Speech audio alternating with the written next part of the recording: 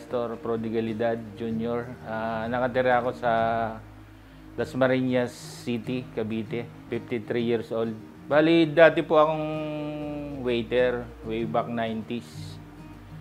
So, 15 years din halos ako nag-waiter eh. Lagi ako nag-iisip, sabi ko, yung hanap buhay ko, medyo maliit ang income. So, may mga plano-plano na rin akong mag-iba ng trabaho. So, talagang inaaral ko kung ano yung negosyo na pwede kahit walang puhunan, ganyan. Pero, kailangan pa rin kahit maliit. Kaya doon ko naisip yung mag-ihaw-ihaw. Nung panahon na yon, walang-wala rin ako noon. Kaya, problema nga ako ng puhunan. Buti na lang, may nahiraman ako ng 1,000 pesos. Na yun na doon na ako nag-start na mag-negosyo. Dati kasi kahit bisikleta po, wala. Kahit bisikleta, wala. Kasi naglalakad lang ako.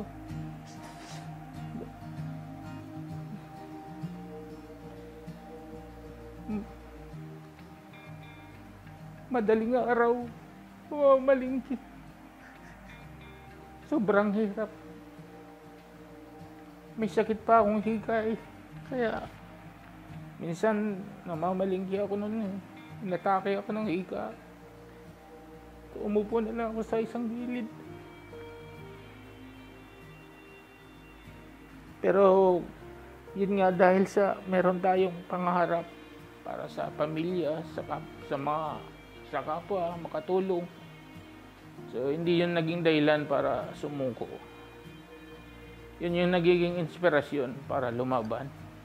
Awa naman ng Panginoon, naging maayos naman. Kasi first day ko pa lang, medyo kumita na ako. Halos na doble. Kasi yung 1,000 pesos ko, di ko naman naubos mamalengke.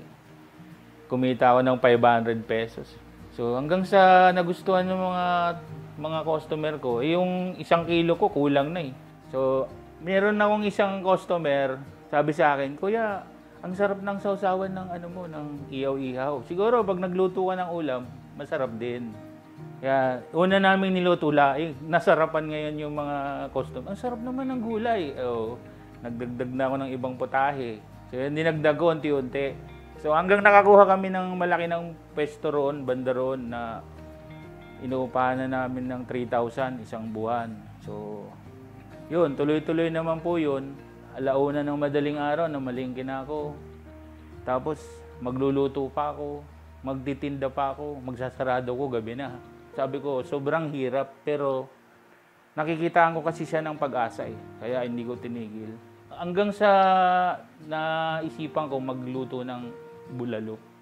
Yung mga tracking, talagang nagustuhan nila yung luto ko na sabaw, gotong Batangas, bulalo, ganyan. Ang tagal nung buwan na tinis ko.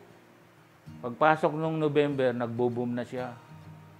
Halos di ko na kayang kailangan ko na ng katulong.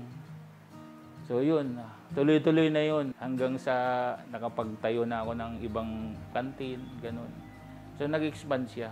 Lahat ng pangangailangan namin, nakukuha ko doon, pati sa mga anak ko, pag-aaral nila. Kasi yan yung purpose ko kasi kaya ako nag-business eh. Dinuluto ko madami. Dinadala ko sa Paliparan, dinadala ko sa Santa Rosa, sa Bangkal. So, kailangan alas 4, tapos na ako magluto lahat noon. So, sobrang hirap talaga. Yung huli, sabi ko, ibigay na natin yung isa doon sa kapatid ko. Binigay ko na yung isang kantin. Tapos yung isang kapatid ko naman, binigay ko rin yung isang kantin. Ang naiwan na lang sa akin, 2 na lang. So, dahil 2, sabi ko, parang gusto ko pang ibang nature naman ng business. Kaya doon naman pumasok sa akin yung fabrication.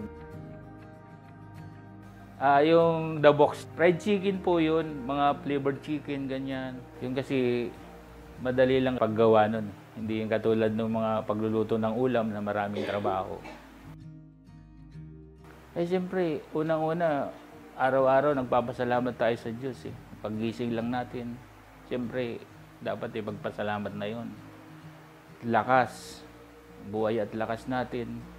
Pag-iingat niya sa akin sa araw-araw, di ba? Dapat ipagpasalamat mo na sa Diyos yun eh. Ayun, awa naman ng Diyos, nakaipon ng kaunti, nakabili naman po kami ng sarili naming lupa. At saka yung mga sasakyan, kung matalo ka man sa una, may pangalawa pa naman. At saka kung hindi ka nag-click dyan, baka may iba. Sa hirap, natural lang naman yung hirap. Ang mahalaga yung pagpapatuloy ka. Kasi pag nagpatuloy ka, lagi may pag-asa yun.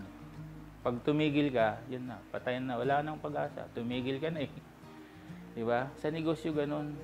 Pagtiwala sa Diyos ang lahat ng ating ginagawa. Lagipan lang ng sipag at tiyaga. Laban lang.